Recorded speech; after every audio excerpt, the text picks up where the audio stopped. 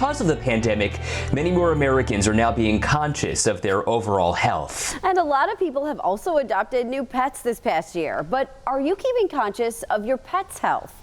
February is actually National Pet Dental Health Month. So research shows 70 to 80% of cats and dogs over the age of 3 have some form of dental disease. Vets say if those issues remain undetected, it could lead to infection. It could spread to the rest of your pet's body as well. So new this morning, Taylor Epps is looking at what you can do to protect the furriest members of your family. Our pets are used to routine.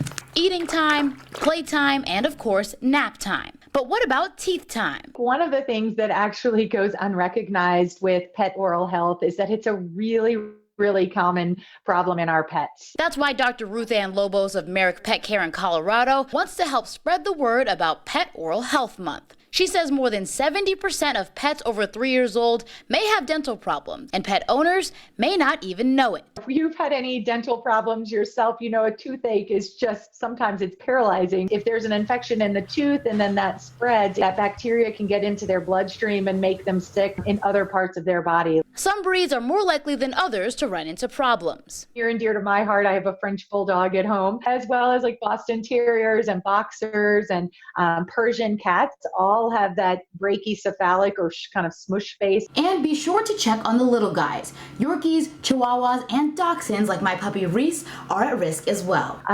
With a puppy or a kitten, getting them used to you just kind of lifting up their lip and checking and seeing what's going on in there, because you see your pets every day and so you know them best. If something is starting to change and you can catch it early, that certainly helps in the long run. There are 4 things you should look out for. 1, smelly breath. 2, if your pet is only chewing on one side. 3, if there's drooling.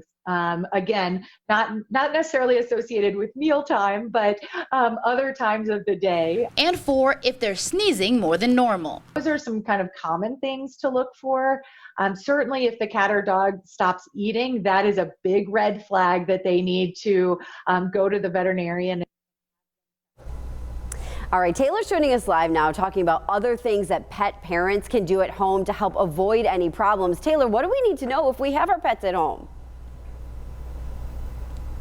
Well, Dr. Lobos says you need to be making sure you're checking in with your vet when you go to those annual checkups to, see how their oral health is doing. She also recommends you brush their teeth every single day, just like we do. But she does admit that this can be a lot for some pet parents. So if you can't do that, make sure you get them some of these dental treats and give them one of these once a day. Reese has already had one, so she can't have this one. And she's kind of tired now, but she's a big fan of this one. So I would recommend, get some of these and make sure you're checking in your pet's mouth. I was going to say, maybe Reese has already had one, but she's still looking at that one pretty longingly, Taylor. Oh, she might be a little tired this morning. She's been up with us all morning, so we'll let her go back to bed. So cute. Thanks, Taylor, for all that information.